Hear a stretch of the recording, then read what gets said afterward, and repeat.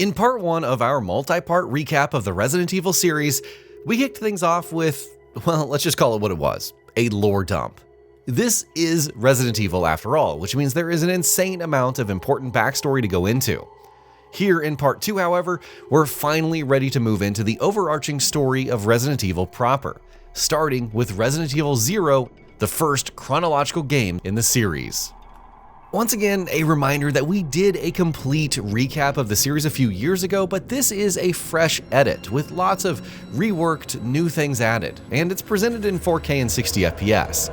We'll also be covering Outbreak, Outbreak File Number 2, Resident Evil The Umbrella Chronicles, and Resident Evil The Dark Side Chronicles. Now with all that out of the way, let's begin. The year 1998.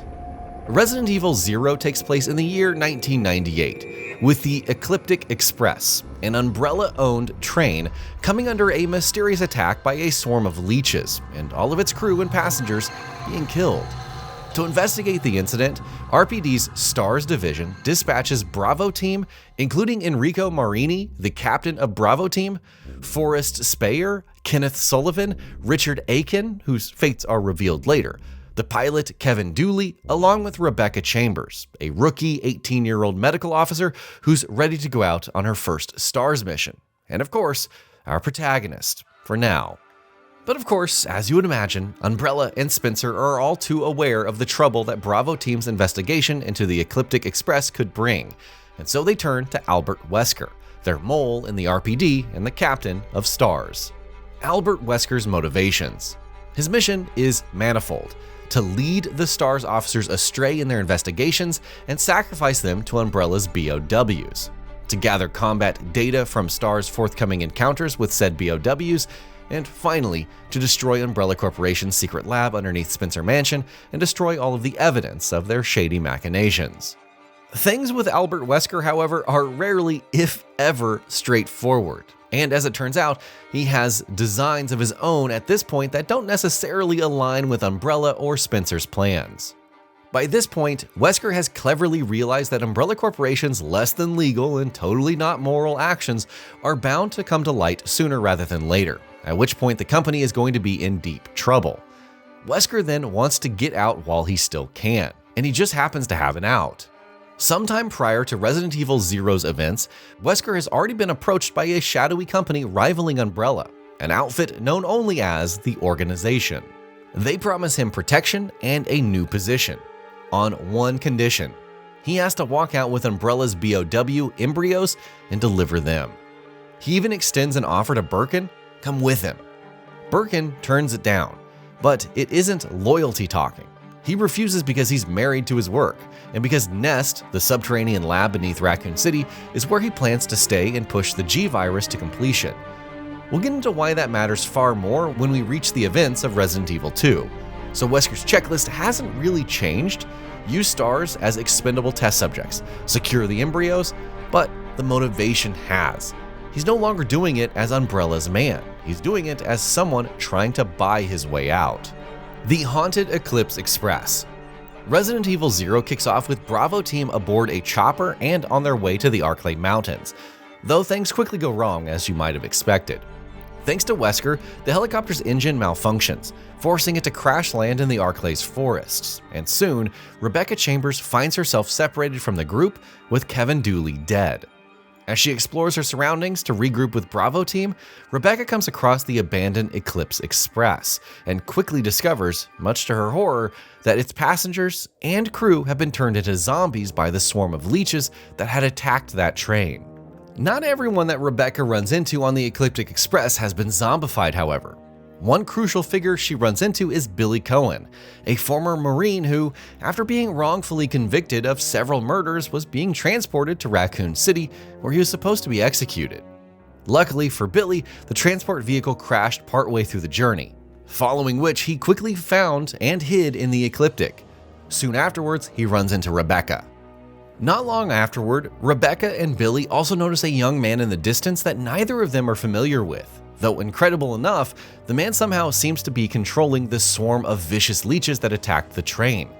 Before they can investigate further, however, the duo is surprised to learn that the train has started to move again, and at speed.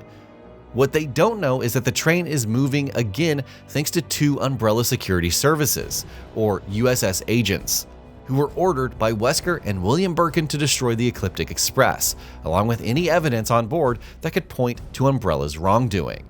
The USS agents don't fare too well themselves either, however. Though they succeeded in starting the train back up, they're soon attacked and killed by mutant leeches, following which Rebecca and Billy are forced to stop the Ecliptic. With some difficulty, they manage to make their way to the front of the locomotive and get it to stop. When they disembark, they find themselves near an abandoned complex that, upon exploring it, they learn was a training facility for Umbrella, its executives, and its officers, and it was run by none other than Dr. James Marcus, one of Umbrella's co-founders and the creator of the T-Virus. The duo learn more about Umbrella's nefarious work and Marcus's role in it as they explore that facility. Meanwhile, at one point when Rebecca and Billy are separated, Rebecca also finally reunites with one of her fellow STARS members, Enrico Marini. Marini informs Rebecca that the surviving members of Bravo Team are regrouping at a mansion nearby. And yes, he's talking about Spencer Mansion, where they plan to carry on with their mission. Rebecca decides to stay behind and look for Billy, after which Marini plans to find other STARS members at the Spencer Mansion.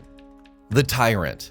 For now, let's stick with Rebecca and Billy in the Umbrella facility, where things only continue to go from bad to worse, just to no one's surprise.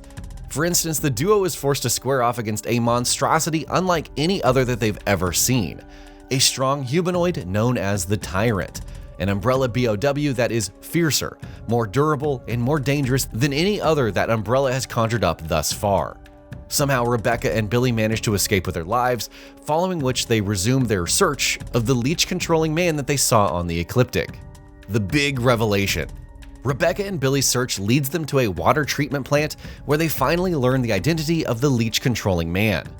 That man, as it turns out, is none other than Dr. James Marcus himself. But wait, you say, Marcus has been dead for years at this point. Well, he has, and he hasn't. A decade ago, Marcus was assassinated by Albert Wesker and William Birkin in the middle of an experiment involving a queen leech and the T-Virus. But shortly after his death, his body was taken over by the queen leech that he had been experimenting on.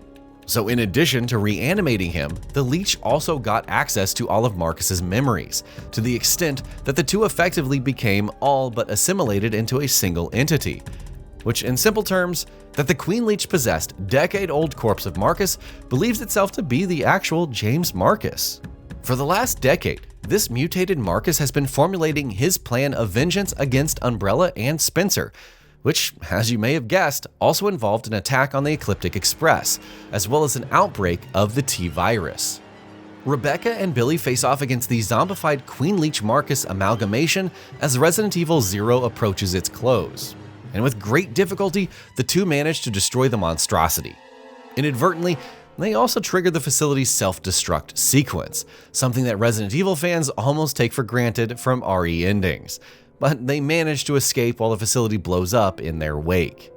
As the game comes to an end, Rebecca promises Billy that the report she files about this entire mess is going to confirm Billy as a casualty, which means the wrongfully convicted former Marine is essentially going to have his freedom back. The two part ways, with Billy running off to places unknown, to this day in fact, and Rebecca making her way to the Spencer Mansion, which of course is the setting for Resident Evil 1, the next game in the series chronology. And with that, we arrive at Resident Evil 1. We'll dive into the complete events of that game in the next chapter. And that'll be about it for this one. If you guys like what we're doing at Gaming Vault, please consider subscribing to our channel, and I'll see you guys on the next video.